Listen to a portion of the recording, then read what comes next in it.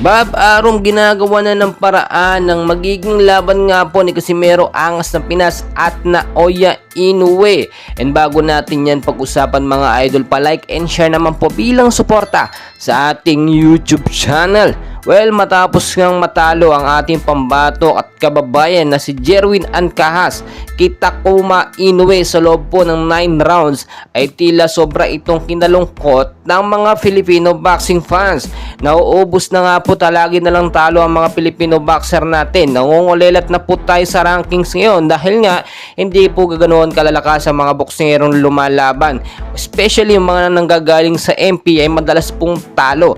Kaya naman ngayon ay talagang kumakati ang puwet o nagiinit na ang puwet ni Bob Arum na ikasang laban ni Casimero Angas ng Pinas at etong si Naoya Inoue. Dahil po sa pagkatalo ni Jerwin Ancahas o ni Pretty Boy ay makakasigurado tayo dito this time mga kaibigan sa laban po ni Casimero kontra kay Naoya Inoue. Sigurado tayo malaki ang tsansa ni Alas na manalo.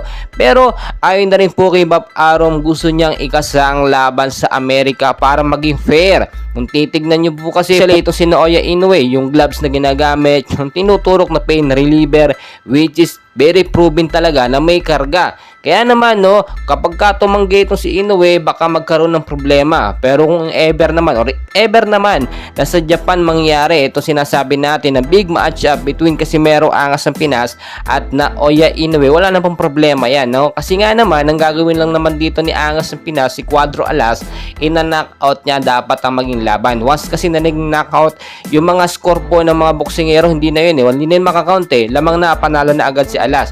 Tulad na lang ng nangyari kay Pretty Boy at kay Takuma Inoue. 9 rounds po, tumaob po, na body shot po si Pretty Boy kaya bumagsak. Yun ang naging hudyat ng pagkapanalo ni Inoue. Sa pagkakatong ito, kapag mga Inoue talaga ang kalaban ng mga Pilipino, wala tayo na nakikitang isang Pilipino na pwedeng lumaban or yung pambato talaga natin na makakatalo sa mga halimo ng Japan.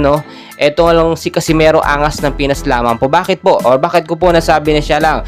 Sa stamina po kasi, sa experience, ay deserve talaga as maraming karanasan etong si Casimero Angas ng Pinas. Lumaban na si Tapales kay Naoya Inoue, natalo. Talagang bugbog ang ating kababayan din na si Marlon Tapales. Sunod naman si Pretty Boy, Jerwin Ancahas, binugbog din, tumumba sa 9 rounds kay Takuma Inoue. This time, ito naman ang hinihintay natin na sigurado aasahan nyo mga kaibigan.